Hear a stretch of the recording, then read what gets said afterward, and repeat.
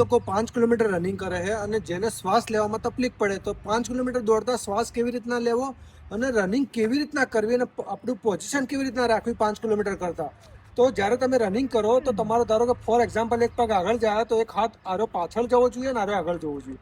આ રીતની તમારી મુવમેન્ટ રાખવી પડે. જ્યારે તમારું માઇન્ડ, તમારા પગ અને તમારા હાથ બધું એક જ ટાઈમે કામ કરશે ત્યારે તમારે રનિંગ ઇઝી બની જશે અને તમને જલ્દી થાક બી નહીં લાગે.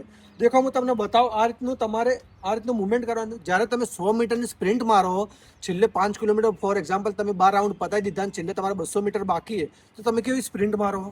બસ એ રીતની સ્પ્રિન્ટ તમે ઓમ જોરથી મારો સ્પીડમાં, પણ 5 કિલોમીટર દોડતે તમારે મુવમેન્ટ ઓમ રાખવું પડે. ઘણા બધાના હાથ ઓમ રહે, ઘણા બધાના ઓમ રહે, કોઈ હલાવતું જ નહીં. પણ ના, જ્યારે તમારા પગ હલે તો તમારી બોડી ના હલવી જોઈએ, બોડી સ્ટ્રેટ રાખવાની. અમુક જણ ઓમ નેચું કરીને દોડે, પણ નહીં. દોડવા માટે તમારું ફેસ એ સામે જ રહેવો જોઈએ અને બોડી અને સ્ટ્રેટ રાખવાની. આમ જ્યારે પગ પડે તો આ રીતનું તમારે મુવમેન્ટ રાખવું પડે અને હંમેશા માથું નીચું કરીને નહીં દોડવાનું, સામેનું તમારે, તો તેનાથી તમારું રનિંગ સારું થશે.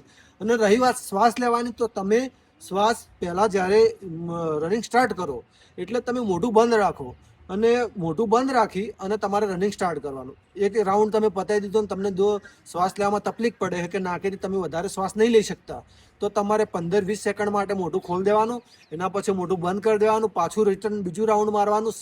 સેમ રૂટીન રાખવાનું કે એક રાઉન્ડ માર્યો, મોઢું ખોલ્યું, 10-15 સેકન્ડ માટે મોઢું બંધ કર્યું. આ રીતનું રાખશો તો તમારું રનિંગ છેક સુધી 12-13 રાઉન્ડ તમે જલ્દી, તમને તમારી બોડી થાકે નહીં અને તમે ઇઝીલી 5 કિલોમીટર તમે કવરઅપ કરી શકશો.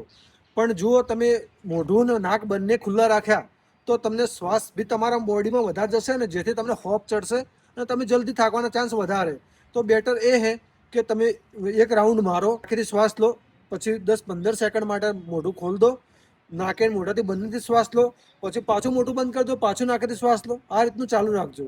આ બહેનો માટે બી છે અને ભાઈઓ માટે પણ છે. આવા જ રનિંગ રિલેટેડ ઇન્ફોર્મેટિવ વિડીયો જોવા માટે તમે મને ફોલો કરો. અને ઇન ફ્યુચરમાં પાલનપુરની અંદર free of cost academy start કરવાનું મારું સપનું છે. અને જે લોકોને આવવાની ઈચ્છા હોય ખાલી કોમેન્ટ કરો, જેથી મને ખબર પડે કે કેટલા લોકો તૈયાર છે મારી જોડે ટ્રેનિંગ માટે આવવા.